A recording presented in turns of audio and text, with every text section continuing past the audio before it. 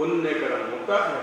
इसलिए परमात्मा संकेत करता है कि इस संसार के अंदर पालन पोषण मेरा, सोना चांदी हीरे मोती जितने भी पदार्थ हैं वो सब मेरे हैं, मैं बनाता हूं, मैं उनका स्वामी हूं।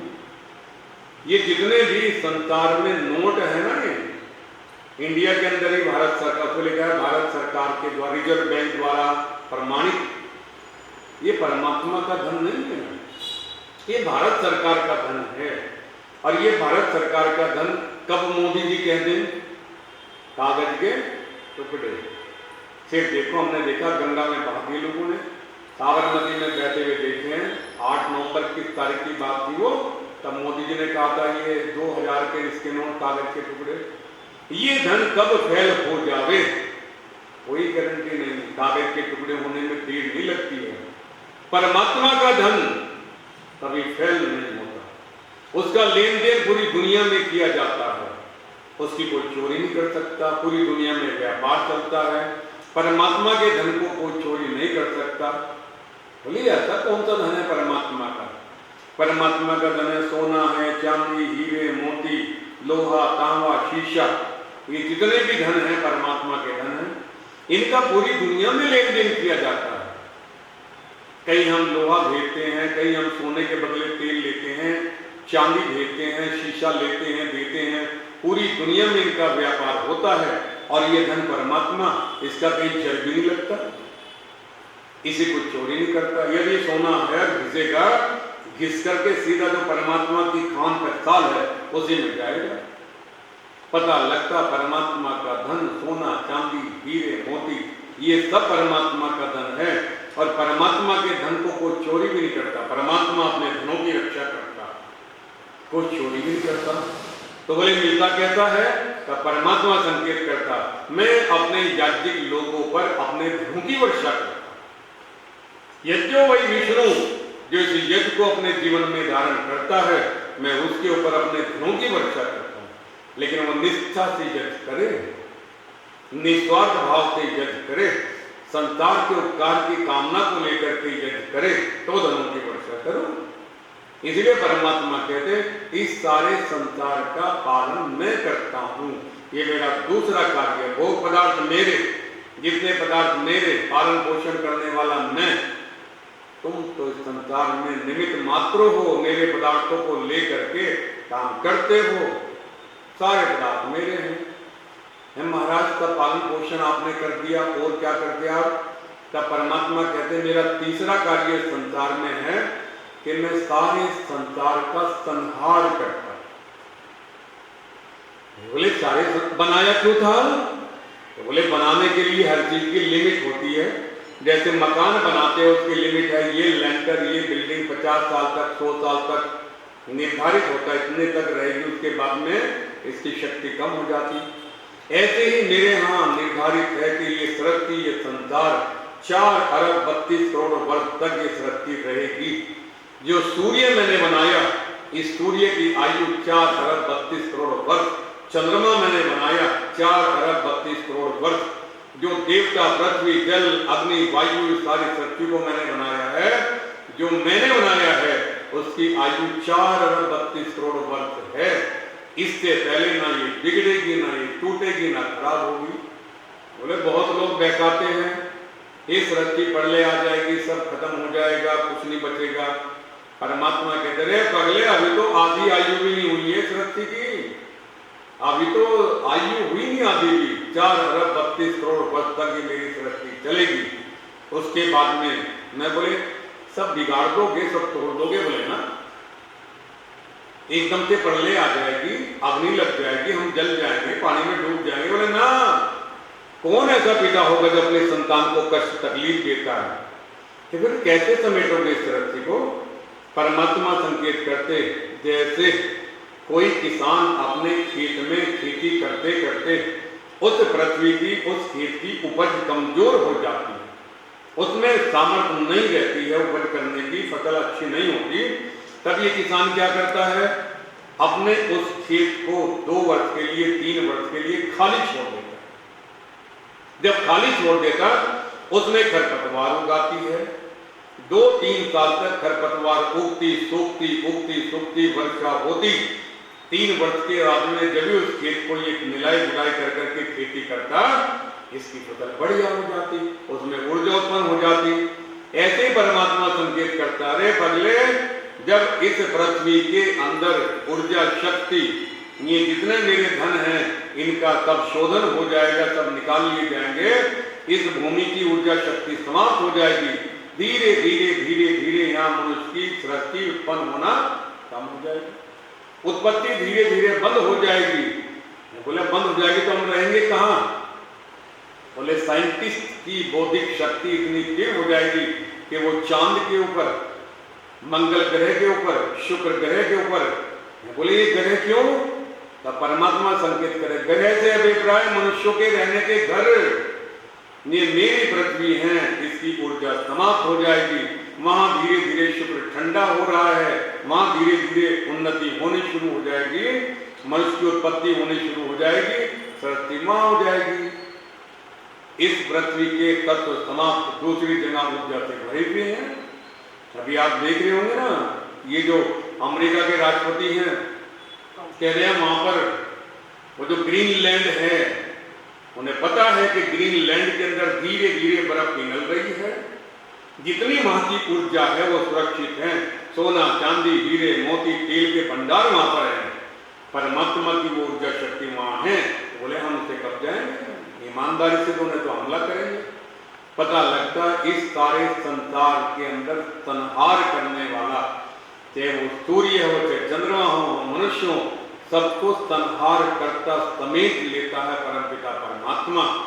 मैं बोला प्रभु हम तो नहीं जाना चाहते, ना जाएंगे।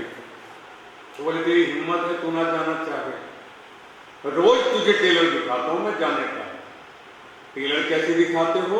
तो बोले रोज मृत्यु का संकेत करता हूं।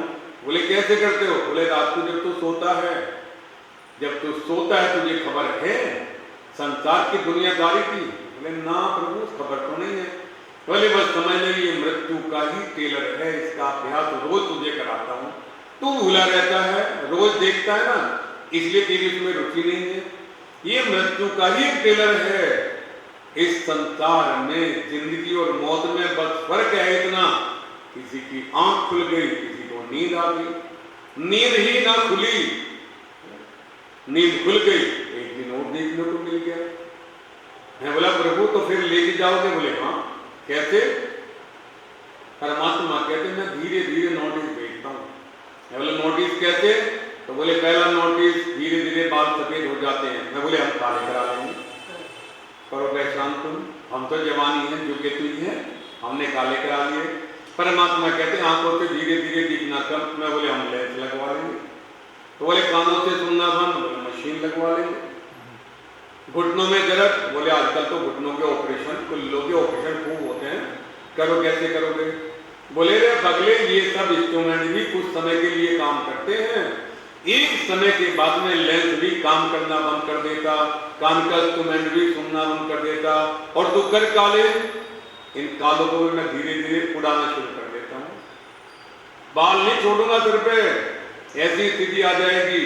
धीरे धीरे सारी इंद्रियों को ढीला कर देता हूँ, ये मांस भी इन हड्डियों को छोड़ने लग जाता है, समेट लेता हूँ मैं, इस सारी सृष्टि का संहार नहीं करता हूँ। मैंने देखा बहुत लोगों को, इस संसार के अंदर सबसे अनमोल यदि कोई है तो वो परमात्मा के प्राण हैं। प्राण से अनमोल इस संसार में दूसरी कोई वस्तु नहीं है। इसलिए कई बार व्यक्ति कहीं आपत्ति में फंस जावे तो घर आकर के कहता अरे बाबूजी देर क्यों कर दी, पिताजी देर, बड़ी मुश्किल से प्राण बचा करके आया हूं, ऐसी जगह फंस गया था, प्राण संकट में पड़ गए थे, प्राण बचा करके आया। पहले पत्नियां जब पति को पत्र लिखा करती थी, अब तो मोबाइल आ गए, व्हाट्सएप आ गया, इन्हें सारा मिला किरकिरा कर दिया लिखने पढ़ने में। पहले पत्नियां जब पत्र लिखती थी, पति को लिखती थी मेरे प्राणों से भी प्रिय, प्राण इस संसार में सबसे अनमोल हैं, लेकिन लिखती हैं तुम मेरे प्राणों से भी प्रिय हो, अनमोल हो। ये प्राण परमात्मा के दिए हुए, तो ये हाथ ऊपर उठता नीचे है, ये इंस्ट्रूमेंट सारे काम करते हैं। यदि प्राण ही ना रहे कई व्यक्ति कहते हैं अरे काम क्यों नहीं कर रहा, क्या हो गया इसको? बोले प्राणांत हो गया, प्राण निकल के चले गए। प्राण अनमोल, इनकी रक्षा करनी ही चाहिए। अपने आप को स्वस्थ रखना, फिट रखना, बोले तैयारी करके रखो, फिट रहो अपने आप को। जब समय आएगा, चलने का टाइम आएगा, परमात्मा बुलाएगा तो चले जाएंगे। कुछ लोगों के स्वभाव में है 50-60 की आयु होती नहीं, बोले हे प्रभु उठा, इतनी जल्दी? अरे हम मंत्र पढ़ते हैं जीवेम सर्जय सतम, हे भगवान 100 साल तक की आयु तो कम से कम देना ही देना। यदि कुछ उसमें काटा पीटी भी करेगा तो 95 कर दे, 96 कर दे, 92 कर दे, और आप मांग ही रहे हो 50-60 की और वो कुछ काटा पीटी कर दे, कितना दिन रहो? इसलिए प्रत्येक को 100 साल तक के जीने की कामना करनी चाहिए। प्रभु 100 साल तक स्वस्थ निरोग रहते हुए, स्वतंत्र रहते हुए, किसी के अधीन नहीं, बीमार रह करके नहीं, ऐसे स्वस्थ निरोग रहते हैं। लेकिन कुछ लोगों के स्वभाव में होता है, वो बोलते रहते हैं प्रभु मुझे उठा ले, हे प्रभु मुझे उठा ले। छोटी सी भी कोई आपत्ति परेशानी आई, दुख आया, मुझे उठा ले। हमारे यहाँ पे एक सज्जन थे हरिद्वार में, तो रोज कम का एक ही काम होता था, नाते हे प्रभु उठा, हे दाता मुझे उठा ले, हे परमात्मा मुझे उठा, कब तक इस संसार में रहूंगा। एक दिन रात के समय अंधेरा था, लाइट गई, भागो अपनी कुटिया में था, हम सीधे घुस गए उसकी कुटिया में, और यहाँ से गर्दन से बगले में चल आलिया उठाने के लिए तब चिल्लाने लगा बचाओ बचाओ बचाओ बचाओ। कितने लोग इकट्ठे हो गए। अरे दलेल जी क्या हुआ? है महाराज महीनों से इसने तंग किया हुआ था, रोज कहता था परमात्मा मुझे उठा ले, परमात्मा मुझे उठा ले। आज उठाने के लिए आए, अब कहता है बचाओ बचाओ। इससे सिद्ध होता है इस संसार से कोई जाना नहीं चाहता, प्राण सबको प्रिय हैं, इसलिए इन प्राणों को बचाना। कैसे बचाना? बस ये बात संकेत कर करके समाप्त करेंगे, समय हो जाएगा। श्री कृष्ण महाराज का वो समय देखिएगा, वो लिखते हैं महाभारत में संकेत आता, श्री कृष्ण महाराज ने कहा विदुर जी दोनों भाइयों में टकराव होने की स्थिति है, और यदि टकराव हुआ तो बहुत भारी विनाश होगा, प्राणों के संकट पड़ जाएंगे, कितनी सेना समाप्त होगी, यकीन नहीं कर सकते कितना विनाश होगा। विदुर जी बोले रे महाराज यहाँ मत आओ तुम। बोले क्यों? बोले ये दुष्ट दुर्योधन किसी की मानने वाला नहीं है, ये किसी की नहीं सुनता, इसने सारी मर्यादाएं तोड़ करके रख दी हैं, ये नहीं मानता है किसी की, इनकार। यहाँ अपनी बेइज्जती कराने मत आना महाराज। उसके बाद भी श्री कृष्ण महाराज गए और जाकर के धृतराष्ट्र की सभा में कहा हे राजन, यदि भाई भाई आपस में लड़े, युद्ध हुआ तो बहुत हानि होगी, इसलिए मैं शांति का प्रस्ताव लेकर के आया हूं, और मैं भरोसा दिलाता हूं कि यदि 5 गांव पांडवों को दे दिए जाएं तो वो इन 5 गांव को लेकर के संतुष्ट हो जाएंगे, ये महाविनाश होने से बच जाएगा। लेकिन दुष्ट दुर्योधन कहता 5 गांव बिना युद्ध के सुई की नोक के बराबर भी भूमि नहीं दूंगा। और तब कहता है श्री कृष्ण से, ए महाराज आप तो हमारे रिश्तेदार हो, आओ चलो छोड़ो ये बातें, आओ चलो भोजन करते हैं। 56 प्रकार के भोजन बनाए हैं मैंने। श्री कृष्ण महाराज भोजन के लालच में नहीं आते। कुछ लोगों के स्वभाव में देखा मैंने, भोजन करा करके सोचते हैं हमारी उल्टी सीधी बातों को भी हाँ में हाँ करते हैं, मान लें। श्री कृष्ण बोले दुर्योधन तेरे यहाँ भोजन नहीं करूंगा, 56 नहीं 68% के कितने भी भोजन बना लें। बोले महाराज आप तो हमारे रिश्तेदार हो। बोले रिश्तेदार वो होता है जो धर्म की बात को माने, और तुम मैं शांति का प्रस्ताव लेकर के आया। और बोले भोजन, बोले भोजन नहीं करते तुम्हारे। बोले भोजन करना कहाँ चाहिए? श्री कृष्ण महाराज संकेत करते हैं दुर्योधन से, ओ श्री दुर्योधन इस संसार में भोजन भी 3 स्थिति में करना चाहिए। हम लोग कहीं भी कर लेते हैं, ये कहीं भंडारा है, ये भंडारा चल रहा है, खा भी लिया, पैक भी करा लिया, घर वालों के लिए लेकर के चले, नहीं, ऐसे नहीं भोजन करना चाहिए। श्री कृष्ण महाराज लिखते, वो कहते हैं दुर्योधन भोजन वहां करना चाहिए जहां तुम्हारा कोई मित्र हो।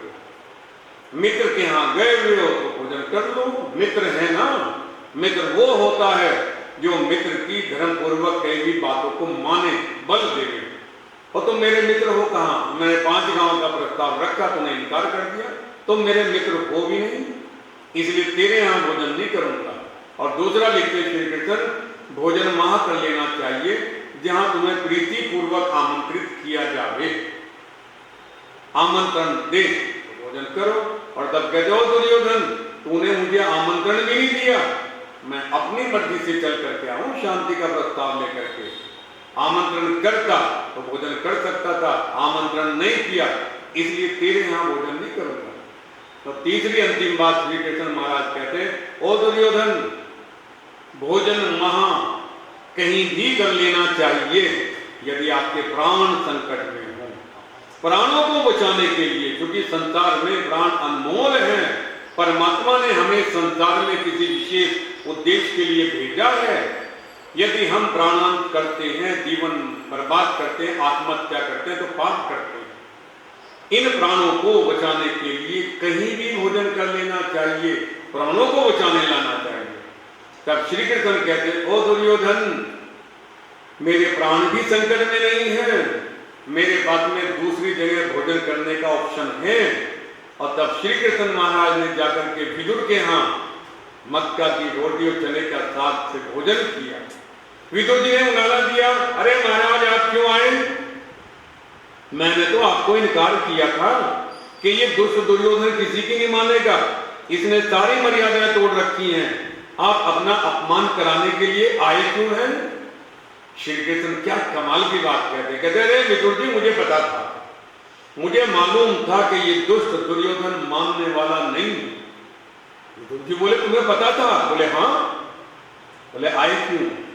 जब मालूम था ये स्थिति होगी, ये नहीं मानेगा, फिर अपनी बेइज्जती कराने के लिए क्यों आए? क्या कमाल की बात कहते। श्री कृष्ण महाराज कहते, विदुर जी आया इसलिए हूं कि कल आने वाली संतति, आने वाली जनरेशन ये ना कहे, अरे उस समय श्री कृष्ण जैसा समझदार व्यक्ति था, उसने इस युद्ध को रुकवाने के लिए कोई प्रयास नहीं किया। ये प्रयास करने के लिए आया हूं, कल जनरेशन नई संतति ये ना कहे इन्होंने कोई प्रयास नहीं किया।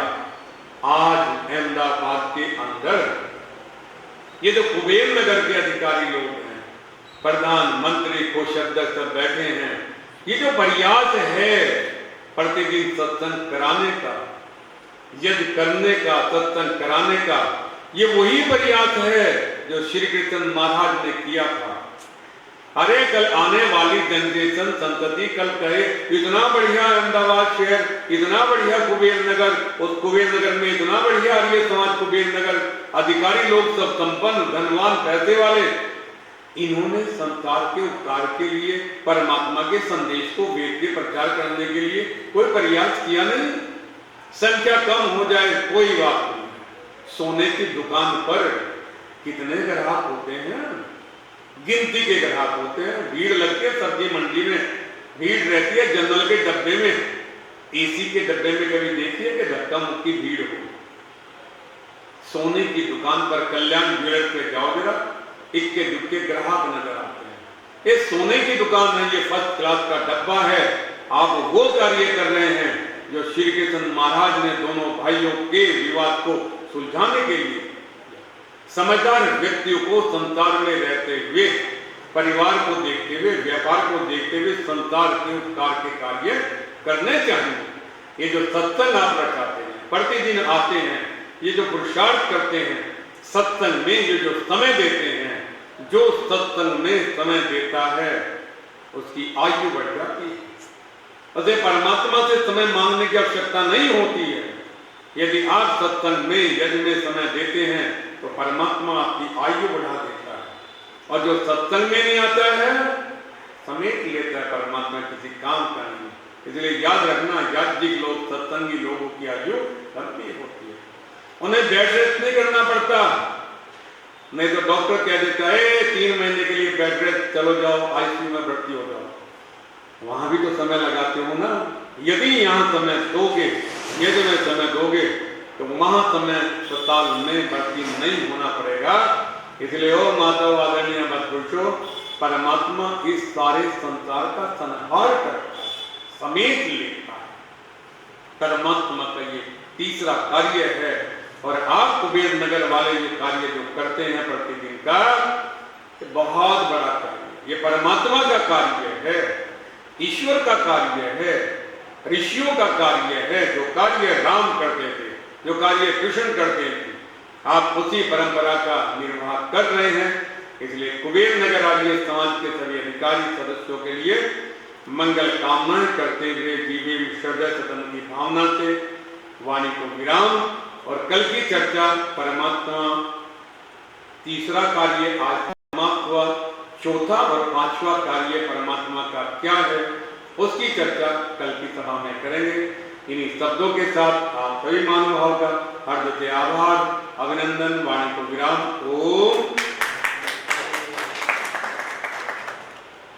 ओम देव शांति अंतरिक्ष गुम शांति पृथ्वी शांतिराप शांतिरोषधय शांति वनस्पतय शांतिर्विश्वे देवा शांति ब्रह्म शांति सर्वगुण शांति शांतिरेव शांति श्यामा शांतिरेधि। ओम शांति शांति शांति। ओम जो बोले सो अमर सत्य सनातन रहने धर्म की जय। महर्षि दयानंद की जय हो। स्वामी विज्ञानंद की जय हो। स्वामी श्रद्धानंद की जय हो। पंडित लेखराम की जय हो। मर्यादा पुरुषोत्तम श्री राम की जय हो। योगी राज श्री कृष्णचंद्र महाराज की जय हो। देश के शहीदों की जय हो। भारत माता की गौ माता का आर्य समाज वेद की ज्योति ओम का झंडा बोले सत्य सनातन वैदिक धर्म की वैदिक ध्वनि।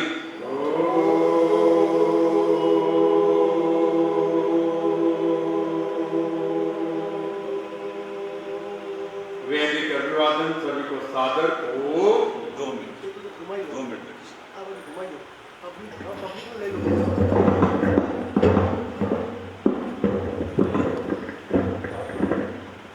मेरे प्यारे भाइयों और मेरी बहनों, ये जो घड़ियाला है जो हमें टाइम दिखाता है, और ये जो कैलेंडर है जो हमें महीने साल दिखाता है, ये बनाया किसने? ये हम इंसानों ने बनाया, ईश्वर ने नहीं बनाया। पहले तो इस इंसान को ये घड़ियाला और ये जो कैलेंडर है वो बनाना ही नहीं चाहिए। वो बन जाते हैं तो हम लोग परेशान हो जाते हैं। हमारे आचार्य जी के वो 28 दिन ऐसे पूरे हो गए जो हमें पता ही नहीं पड़ा। उनके 28 दिन के प्रवचन, हर रोज नया प्रवचन, नई राहें दिखाते हैं। आज तो उन्होंने कमाल कर दिया। उन्होंने ईश्वर और मनुष्य के बीच में जो चर्चा बताई है वो कमाल की बताई है। इस तरफ मनुष्य कहता है कि मैं ही सब कुछ करता हूं, और ईश्वर उसे साबित कर देता है कि तू कुछ नहीं करता। ये हमारे आचार्य जी का प्रवचन बहुत ही बढ़िया है, हम कभी नहीं भूल पाएंगे।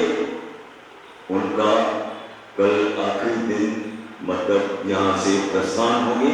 मेरा आखिरी दिन नहीं है। ओह क्षमा क्षमा क्षमा, आपका आखिरी दिन नहीं है, लेकिन ये जो आपका प्रोग्राम है उसका आखिरी दिन है। और कल हम धूमधाम से जो हमारे अहमदाबाद में 28 दिन तक आए हैं उनको हम विदा करेंगे धूमधाम से। और मैं आज, हमारे जो प्रकाश जी आज आए हैं, ये मेरे पड़ोसी हैं। मैं कल ही उनसे बात किया कि एक बार आप जरूर आइए। आज उन्होंने मेरा कहा माना और यहाँ पे आपके चरण आए। हम आपके बड़े आभारी हैं। और हम स्वागत करो प्रकाश जी का। हम आचार्य जी के बड़े आभारी हैं हम बिल्कुल भूल नहीं पाएंगे और जल्दी जल्दी अहमदाबाद में आते रहें। हम उनकी राह देखते रहेंगे और हमेशा चाहते रहेंगे। धन्यवाद।